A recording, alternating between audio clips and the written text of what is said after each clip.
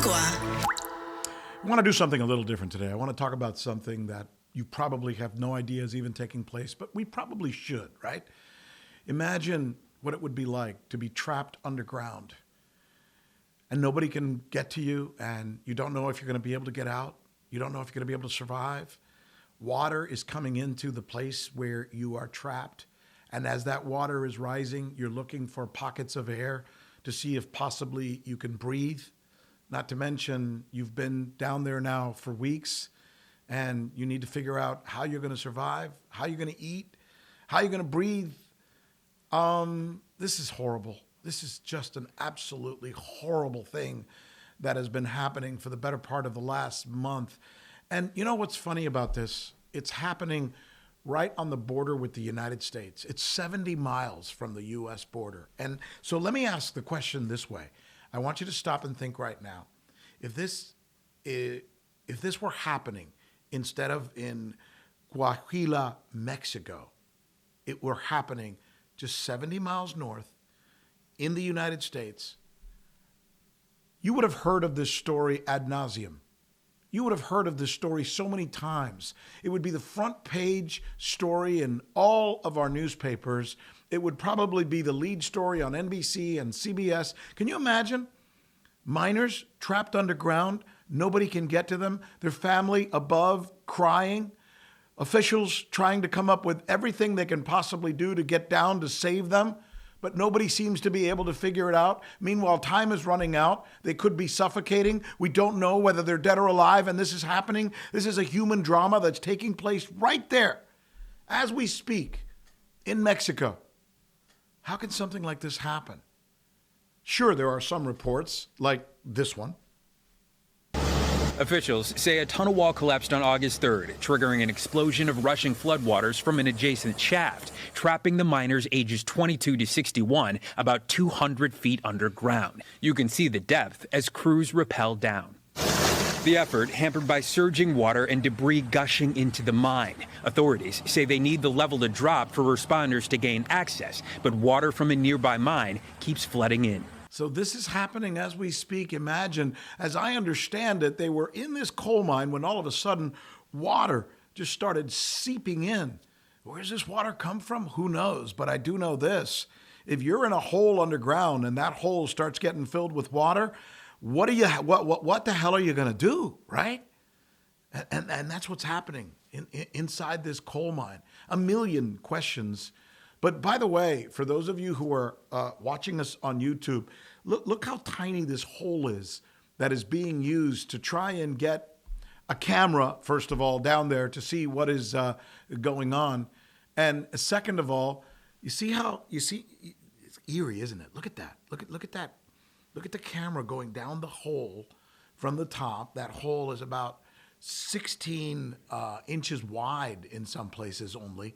And then, of course, they had to shore it up to make sure that it, in and of itself, didn't suddenly collapse.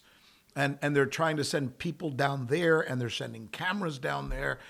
And again, we're talking about almost 2 football fields deep to try and rescue these 10 miners who are stuck under there, trying to survive. There's no way of communicating with them, by the way. It's not like in the case in Chile where they were able to somehow at least communicate with them and were able to send them food because they don't exactly know where they are all this time.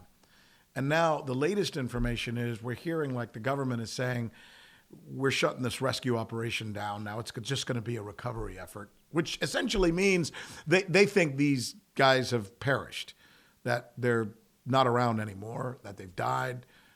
Or you know what, to be just perfectly honest with you, that they're just going to give up on this. They think, even if they are still alive somehow, that the chances that they're going to get to them anytime soon is so remote that by the time they do get to them, they will have perished, they will have died, or they're dying right now as we speak. And imagine saying that to their family members, their wives and their brothers and their mothers who are sitting outside right now asking government officials what the hell's going on. This is such a difficult situation. And we do this podcast, Rick Sanchez News, because we think there are stories that often aren't told, that involve the 20 million or 20% of the Latinos who make up the 20% of the population of the United States. So I think these are stories that should be shared and oftentimes aren't. And that's why we focus on stories like this that nobody else is telling. And what a shame, right? What a shame that this story, I just can't help but think sometimes that, what are they, less than us? Because they're Mexicans, they don't deserve to have this story told? It kind of bothers me a little bit, I mean, in the end, we're all God's children, right? Just because they're 70 miles from a certain place, their story doesn't matter. Just because they're 70 miles from a certain place, their lives matter less than lives do in Texas or Florida or anywhere else. I mean, I think about this as, almost in certain ways, discriminatory coverage. Because damn well if this thing were happening anywhere near San Antonio, every news crew from all over the world, including the United States, would be there following this as if it were Jessica McClure, who had just fallen into a well. When everybody in the world, or certainly in America, seemed to stop everything they're doing to see if we can get little Jessica out. One little girl. And I think that was somewhere in the eastern part of the United States, in Midland, Texas. That's right, Midland, Texas. I'll never forget that day. The amount of attention that we all poured into that story. Why can't we do a little bit of that now? I mean, I'm just hearing about this story now. We should have been covering this story from the beginning. So what the hell actually is going on? And how does something like this even happen? Joining us now is Ray Pilcher. He is a geologist. He's with Raven Ridge Resources to try and just help us understand what this is, how it happened, how we can make sure it doesn't happen again, and what are even the chances that these guys survived or still are surviving for all we know. Mr. Pilcher, thanks so much for joining us, sir. Well, thank you, Rick, and thanks for that introduction. I have to say that it's hard to contemplate these kinds of things, and if you don't mind, I have a few comments about your intro, which I think was really powerful. No, please. I mean, I'm just a regular guy, and I'm thinking as a journalist and as an American who happens to be Latino, but, we're all Americans after all, and that was the impression I got when I started reading about this story. So please, yes, add on. Well, I think, first of all, the way you described being in that coal mine was probably pretty accurate. I mean, I doubt that the water seeped. I think it rushed in from what we understand. And I only know what I'm reading because I haven't been to the site, but they were mining in proximity to another mine that was filled with water.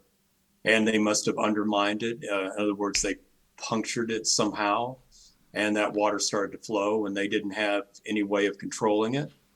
Moreover, the shaft that they had dug to get down to the coal seam was quite narrow, as you accurately reported, and we saw the pictures. That means that only one person at a time could go down or come up.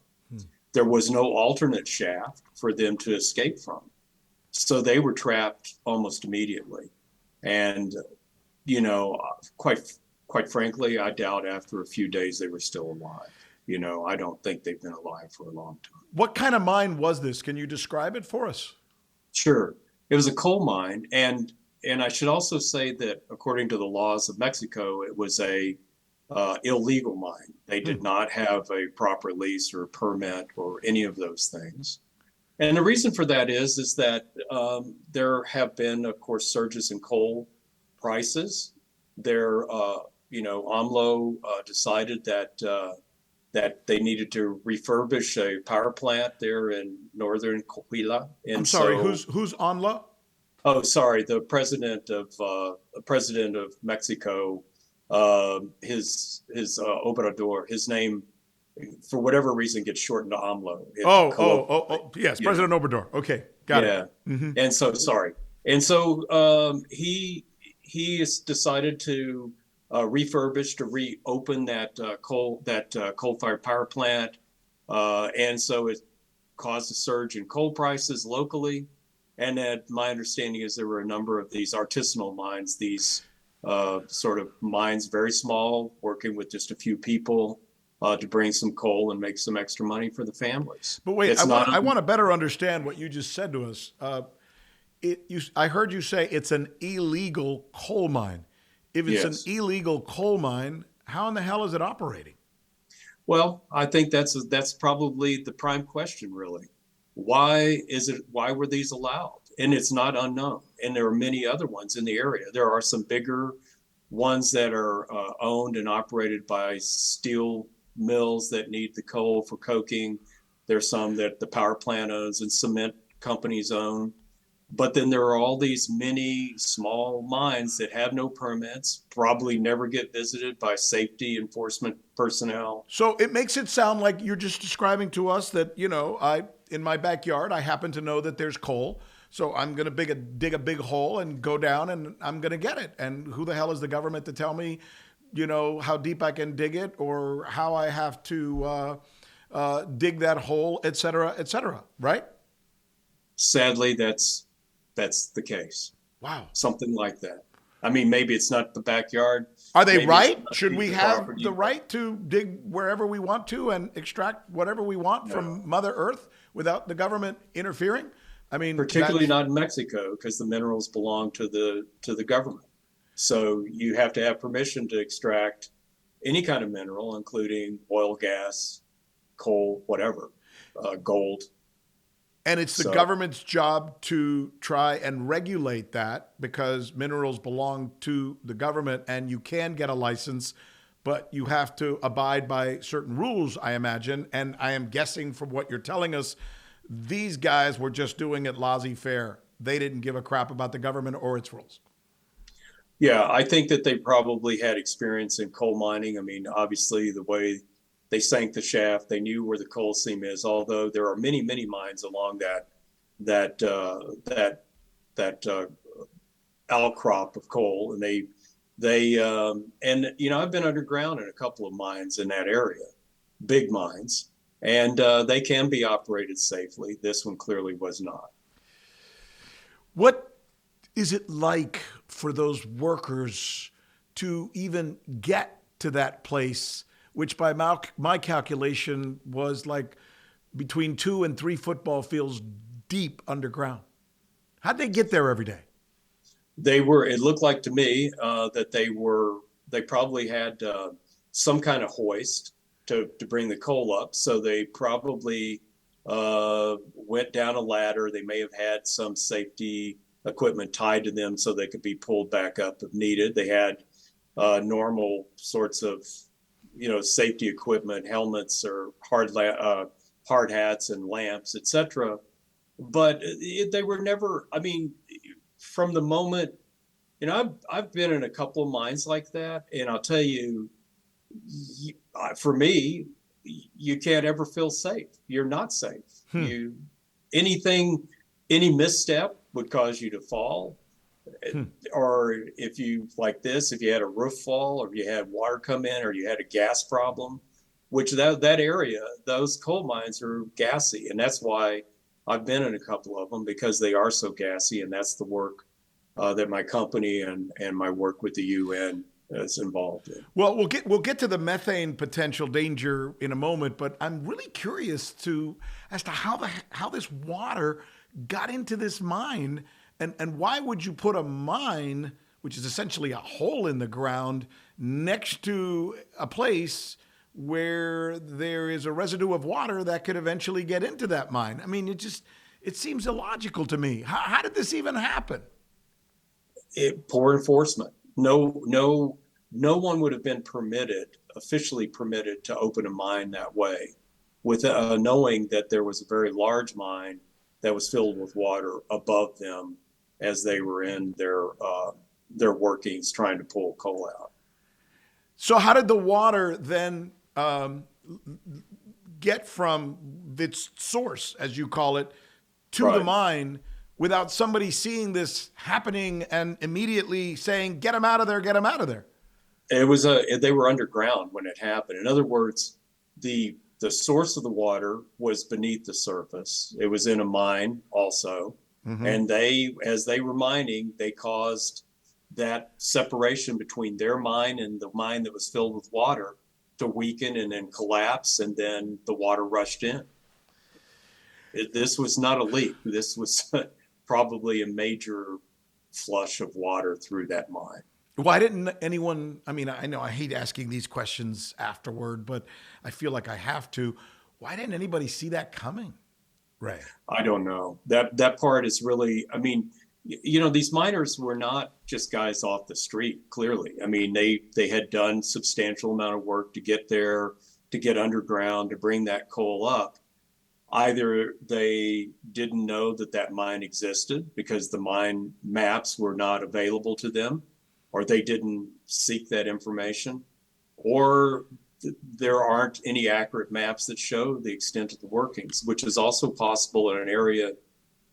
I don't know if the mine that had the water in it was something that was opened in this century or last century.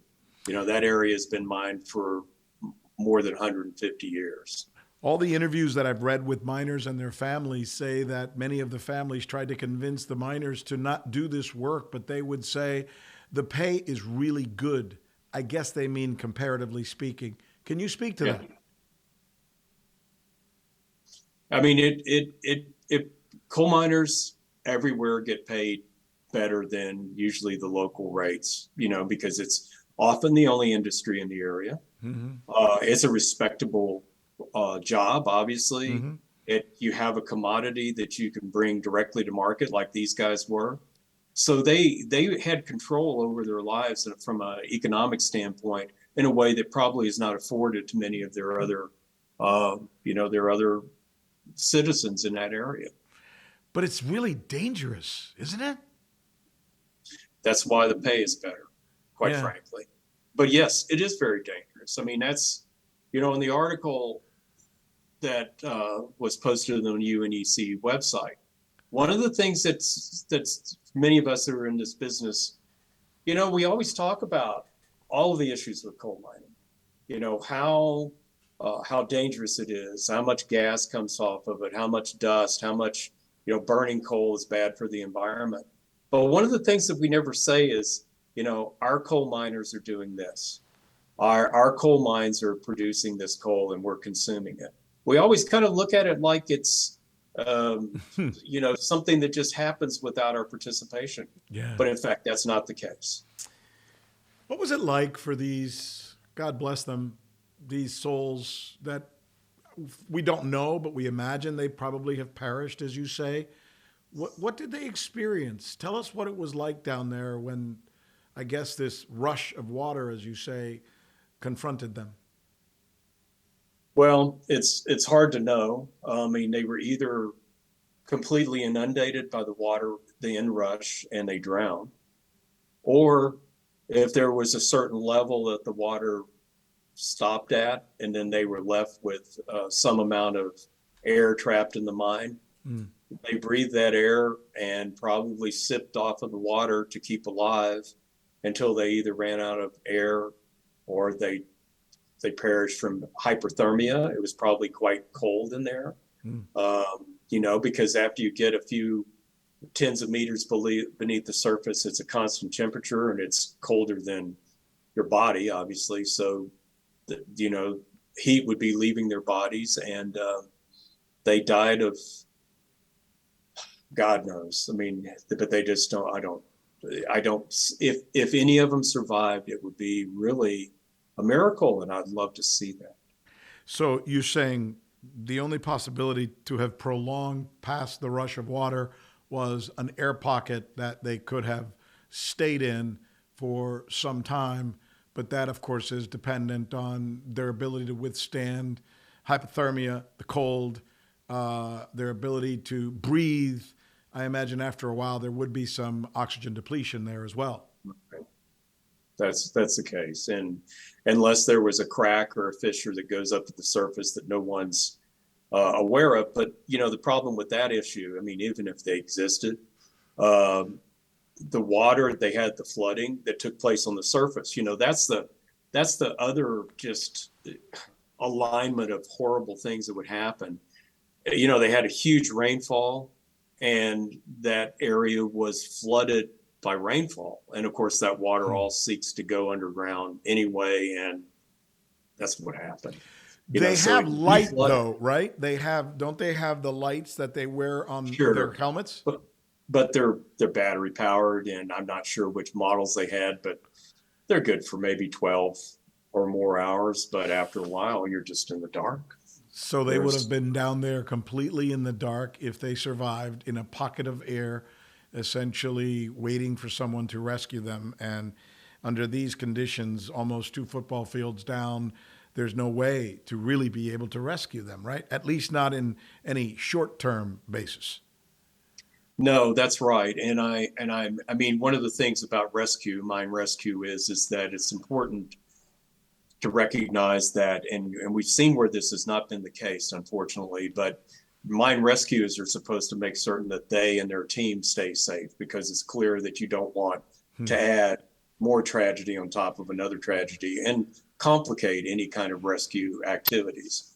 So I know from reading some of the Spanish language newspapers that had better details about the rescue teams. They sent in the Navy scuba divers to go in first. They couldn't get past the debris fall.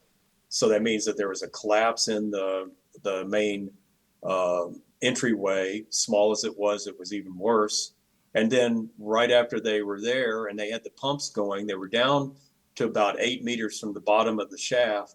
Then the rain started and they lost all their headway, and the mine filled up with water again. So it's almost like even if they were there, they can't get to them because there was a blockage of sorts. No different than a blockage in our sink when we try to fix it, for example. We just can't get the snake down there, so to speak.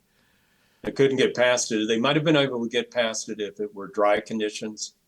There may have been ways that they could have shored up the entryway and pulled materials out. But fighting water and rising water, I just think it was. And these guys were Navy scuba divers. They're not miners, right? These are guys that were looking for a way to find a passage and see if they could see if anything was still potential in terms of rescue. And they couldn't do that. What are the probabilities? We all watched the movie and watched every single report. I mentioned Jessica McClure. Everybody remembers that case in Midland, or at least those of us who remember a little older, like you and I. Right. We all remember the case with the Chilean miners, of course. Yes. And that was a dramatic and really unbelievable rescue. But it leaves me to ask, what is the probability of being rescued when you're in a mine situation like this one, where there's been a collapse, et cetera? It's highly dependent on the support systems that are involved in rescue. When you look at countries like China, the United States, Poland, I'm just naming some countries that have a lot of mining, have a lot of regulations, a lot of enforcement, trained rescuers, and have permits that are set up in such a way that mine rescue is possible. In other words, you couldn't open a mine without having additional ways to leave the mine. And a lot of mines have pods that are underneath the mine, so that if there's certain kinds of problems in the mine, people go to those pods. They have things that help them survive. They have water, they have food, and they have their own oxygen, et cetera. So they're able to at least stay safe in some cases for several days until they can be rescued. In mines like we're talking about, this artisanal mining, which takes place also in China, I don't know of it happening in the U.S., but that doesn't mean it doesn't. Certainly it's happened in other countries. And these illegal mines, and I'm saying illegal because they're outside the permitting system, they're outside the normal safety norms. So those mines, there's no real way to address the situation once you have that kind of accident, that kind of occurrence. Wow. So that must be very, very difficult then for the miners when they make a decision that they're going to go to work at one of these mines. I mentioned something, Ray, at the beginning, and I don't know how you feel about this. It bothers me a little bit that we sometimes as Americans don't pay as much attention to the plight of someone in Mexico, these miners, for example. And when you really think about it, you know, just as a human being, they're only 70 miles from our border. So why do they matter less? Why don't we pay attention to this kind of story? First of all, they don't matter less. In fact, this is really hard for me to talk about in a lot of ways. You know, people that get trapped, these people in this mine, they were trying to really do the best they could for their family. Yeah. And it's not just people in Mexico that we don't pay attention to. It's people, you know, there was a major disaster in a coal mine in Russia a few months ago. There were two in Poland only a few months ago. There was one in Kazakhstan last year. These are devastating accidents. These accidents don't just affect the families, they affect the communities. In some cases, some communities never recover from these kinds of things. Certainly the families don't. And certainly these families won't be taken care of in the same way that if someone perished in this country in a similar situation. But you're right. We do have this tendency, and I don't know what it is. I can't believe, knowing what I know about American people, I don't think that they think that these people are worth less. Right. I just think we're too busy and we just don't, you know, and let's face it, news is a commodity. But Elon Musk, Donald Trump, Nancy Pelosi, Joe Biden, I don't know, name your favorite person who's part of the national conversation. Any of those person passes gas and we do 1,500 stories on them.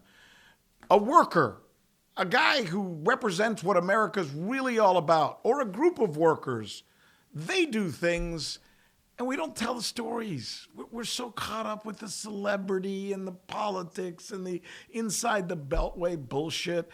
Sometimes I just think we got to get better at understanding the fabric of America. The fabric of America is people like my dad, people who got up every day and went to work and then, you know, came home and tucked me in. And, you know, America's workers are the best thing about this country and the rest of the world too. And that's why when I see a story like this about these guys underground trapped because all they wanted to do was provide a living for themselves and for their families, and we barely even cover the story. Yeah, I'm talking about it, you're talking about it, but man, we're few and far between, Ray. Well, it's true. I mean, I come from a working family. My dad was a steel worker. Mm-hmm. You know, I worked at the steel mill a couple of summers while I was going to school. I'm glad I did, because I learned how hard that kind of work really is. And you know, and me too, by the way. My dad took me to work with him when I was, you know, like you, I started working when I was like 14, 15 years old, just going with my dad. And he says, I'm taking you with me. And we're going to the shop and we're driving a truck today. We got to deliver furniture up in Palm Beach. And we don't have a place in the truck, but you can sleep in the cabin in the back. And, you know, hey, it sucked, but it made me a better person, I think, for what it's worth. And I think it makes us attentive. You know, I think to answer your question, the big question is, why do we cover Donald Trump and not the miners? Mm-hmm. I think one of the things is that it is, you know, I think news is a commodity, and depending on what sector it's serving, that's part of it. Mm-hmm. But that isn't all of it. I think Americans don't know where things come from. We don't know what really happens when we flip the switch on our wall. We don't know where the aluminum comes from that has our Coca-Cola or our beer in it. You know, we don't understand how every day we depend on people that we don't even know their names. You know, we don't know, you know, most people think of unions as an example, as something that that's something of bygone era, and maybe it doesn't have any need now. But unions were the things that caused mine safety to take place Hmm. and worker safety to take place, and we don't pay attention to that very much anymore. You know, I was thinking when you were talking about where things come from, I was just thinking of my own refrigerator. My wife went out of town yesterday. She took the kids. They're all at Disney World. I stayed behind working as usual. And I went and opened the refrigerator, and I noticed that everything is being more shrunken and more plasticized these days. I remember as a kid, I would see that my mom would have an entire chicken in the refrigerator. And then it turned into just a leg, and then it turned into just a thigh, and today I go in the refrigerator and there's just pieces of chicken individually Right. wrapped in pieces of plastic. And I could say the same thing about our cheese. I could say the same thing about, the milk. Almost everything is now just being reduced to pieces of things wrapped in plastic. And I'm sitting here wondering, when I open my refrigerator, I don't even know what half the stuff is, or where the hell it came from, or who did what to get it to me. So just thinking of the example you said about we don't know where things come from anymore. We really don't. No, no, we don't know. I mean, you don't even know if all the pieces of chicken that's in that package came from the same chicken. I mean, I don't mean that as a bad thing necessarily, But but we have just separated things from, we're so far from the earth at this point. It's amazing, you know. it's about workers. It's about real people. And it's about, Earth, our planet. Why do you think, since we're on this, everything that we are is because Americans came together and built things, speaking now as Americans about this great country of ours. And yet it seems like today there's a move to put those workers down and not give them what they deserve. America in the last 40 years has been more productive than it ever has been in its entire history. So we've made more things GDP-wise, right? Gross domestic product. Right. Yet the wages of the average worker in this country have gone down precipitously. While the guys, I guess the big guys, right? The bankers, et cetera, have never been more wealthy. And yet, despite that, first, we don't hear that story enough. Nobody knows that. And second of all, when we do hear about workers collectivizing or trying to argue for something, generally speaking, the media covers it as if they're trying to get away with something rather than defending them. Why is that? Well, I'm not sure how to answer the last part of the question, but I do think that disparity between the wealthiest and the people who actually produce and manufacture in this country are the very things that destabilize governments. It's important that we start to see more equity when it comes to pay, and it is not necessarily just represented by the hourly pay, but it might be things like medical coverage. It might be, all kinds of things that we associate with the wealthy having, but it would be just as easy to provide them for the workers. And we talk a lot about how America was built, but we don't build as much as we used to. We don't manufacture as much. Hopefully now some of the legislation that's passed will incite investors to determine that, the U.S. is a really good place to work again and to build things and to make manufacturing.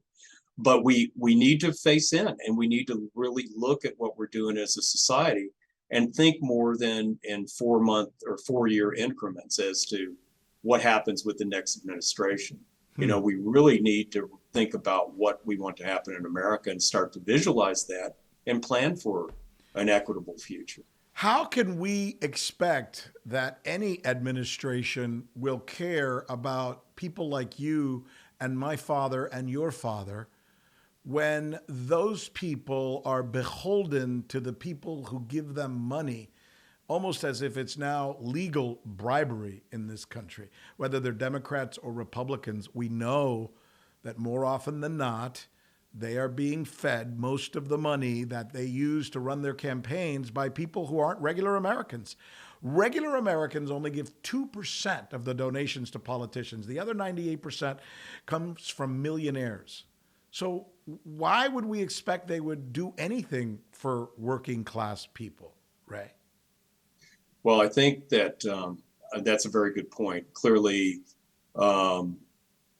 campaign finance reform is something that really needs to be addressed. Mm-hmm. It's hard to get the guys to vote against certain things that they find to be very favorable at this point. Mm-hmm. So it's I don't know how you solve that conundrum, but it's another thing that takes us further away from what we profess to be the important things in our society. And let's just face it, in most every other country, I mean, there's a lot of time spent showing how Americans are different than everybody else. But I can tell you from the travels that we have in our company, my business partner and I have been pretty much all over the world in coal mines and industrial areas. The people are the same. They speak a different language, but we're all basically the same. We have a little bit different skin or eyes or whatever, but you get past that and they're just like the guys that we grew up with, or the men and women, and so we're really deluding ourselves if we think that we're so different. And, basically, when we go back to the coal mine and we look at what happened there, part of it was bad practices. The other part was Mother Nature. When the rain came, that's what put an end to any potential. We set ourselves up to think that we can, outsmart Mother Nature, and we're sure showing that we can't, and this is just one example of it. Rather in politics lead us in the wrong direction. It leads us into things that are inside our heads and not things that are underneath our feet. And that's a real issue that we have. Yeah, and these are the issues that we like to talk about. I mean, we do Rick Sanchez News here on Agua Media because we want it to be a unifying force. We want to be able to tell our story as Americans. In this case, I'm a Latino, but as Ray says, the difference is slight, if even there, between what is a Latino American and what is a non-Latino American, or an Irish American, or a Jamaican American, or an Asian American, or any other kind of American. Essentially, we're all the same, and we all love this country, and we want it to do better. And it does bother us when we see either that we're slighted, or our stories aren't told, or we're ignored, or worse, that people say things about Latinos like we're trying to come to this country, when in fact we were here before the Pilgrims, and we're trying to hurt this country, when in fact we're not. And that's why we do this. And that's why it's great to be able to talk to somebody like you, Ray, who has a worldly view. We like to call that a wider angle lens here at Agua Media, a different way of seeing the world. And the fact that you've traveled makes all of the difference. And I invite people to continue to, we're growing like a weed here now. We're just unbelievably, we're doubling our audience every week. And I think it's because we have these kinds of conversations. So listen, whether you're listening to us on Spotify or on Apple or wherever you get your podcast, do me a favor. Send this to somebody else. Let them know that we're doing this. Share this message because we think it's a good message. And if you happen to be watching us on YouTube, then hit that little button that says subscribe. And Ray, really, I can't tell you how much I enjoyed this conversation with you. You're a smart guy and you seem like a good guy too, my friend. I really appreciate that, Rick. And it was great to talk with you. And let's keep our fingers crossed that if there's ever going to be a miracle, it's the one that takes place in the Pinabete mine. Yes. If, there's even the slightest or remotest possibility that one of those guys could still be alive, we'll all say a little prayer tonight that somehow he'll be able to get out of there. Thank you, my friend. Thanks for being with us. Okay, thank you. Ray Pilcher, geologist, president, Raven Ridge Resources. He's a consultant, as you can see. When you spend a lot of time going around the world, you learn a lot of things. You get a little different perspective on humanity. And I wish there were more Ray Pilchers out there so that we could all get along just a little bit better. This is Rick Sanchez News here on Agua Media. Thanks so much for being with us. And as I always like to say, adelante, dale, y vamos con todo. Agua.